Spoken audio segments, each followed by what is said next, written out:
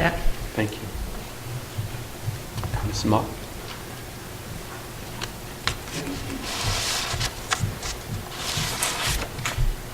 I first want to thank you for explaining the need for the improvement plan, the legal consequences. And secondly, I wanted to say you wanted to hear our input.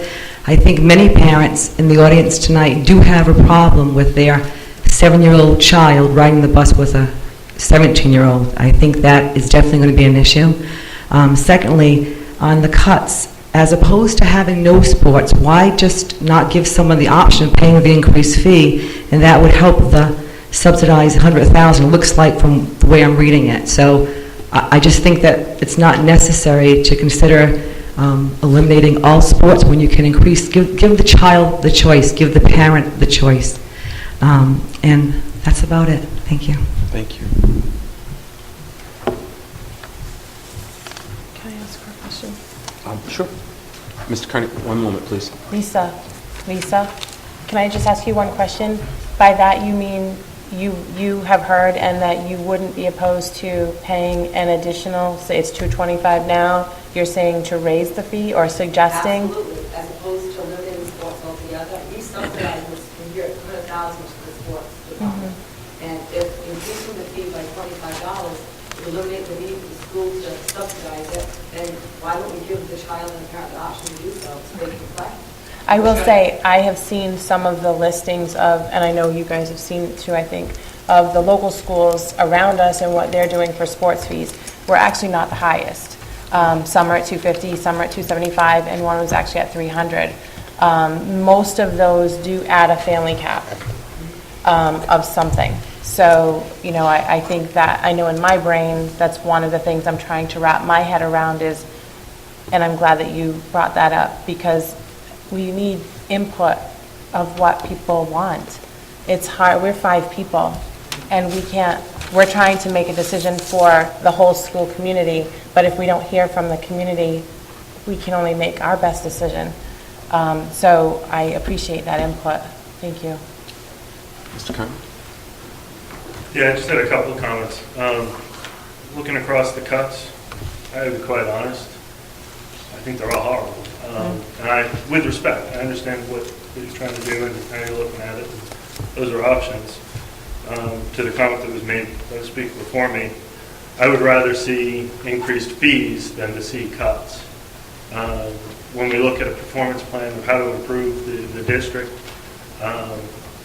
you know, I think everybody felt passionately, or I shouldn't say, a lot of people felt passionately last year about having class sizes grow.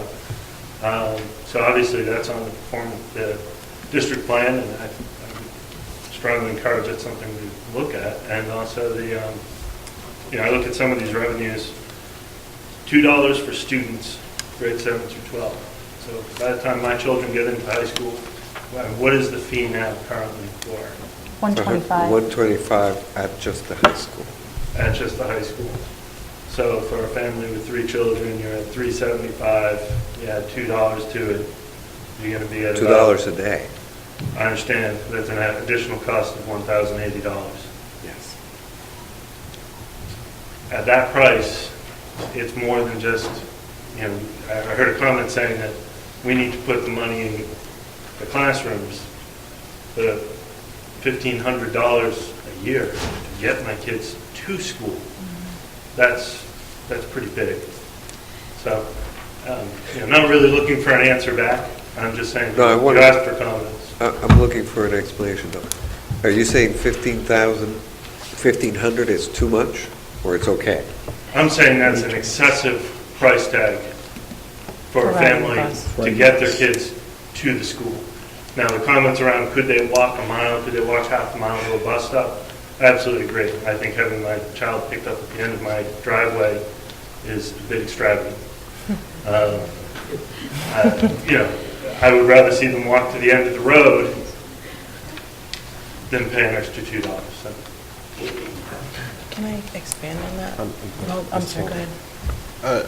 As we're heading towards the close of the meeting, I'm getting the sense, I just wanted to, again, comment on this process. we as the school committee and the superintendent adhere to share the superintendent's proposed budget and his list of potential cuts and ways to increase revenue.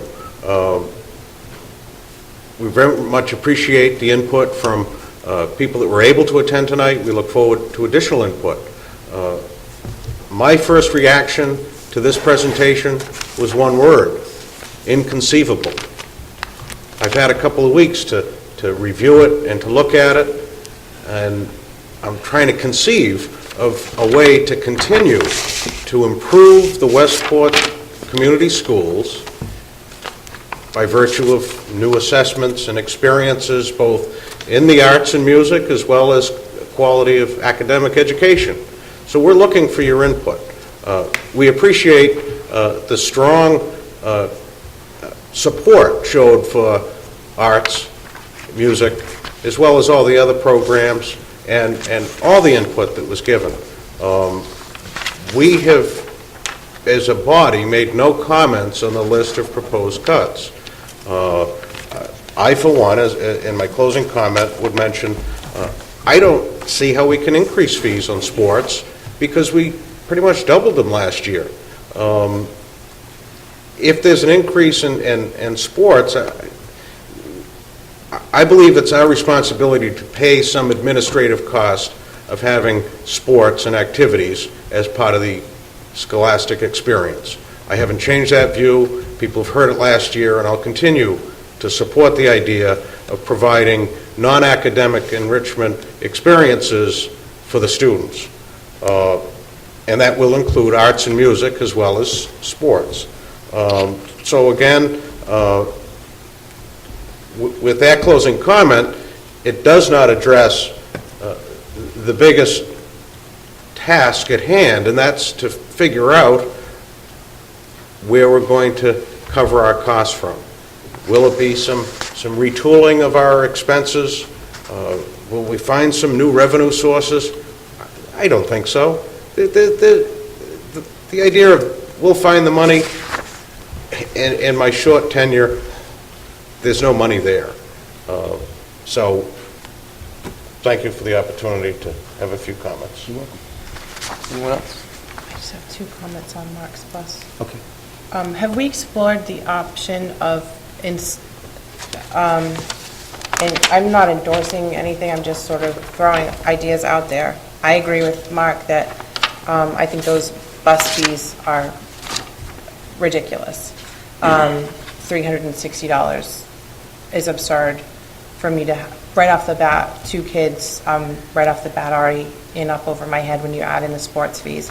Have we thought about or looked at the increases of just keeping it at the 125 and dropping it to 7th? And with a daughter going into 7th grade next year, I'm not looking forward to that either. But just a thought. It will increase, but less than what is there. Well, it's just throwing something else out there. And also, I would not be in favor of the little ones having to walk. They're little, and I think if they are able to be picked up at their home, I think that that's important for their safety or whatnot. But there are a lot of high schoolers that do get picked up at their home. Potentially, we could condense some of that, making some of the older kids walk a little bit in some of the neighborhoods.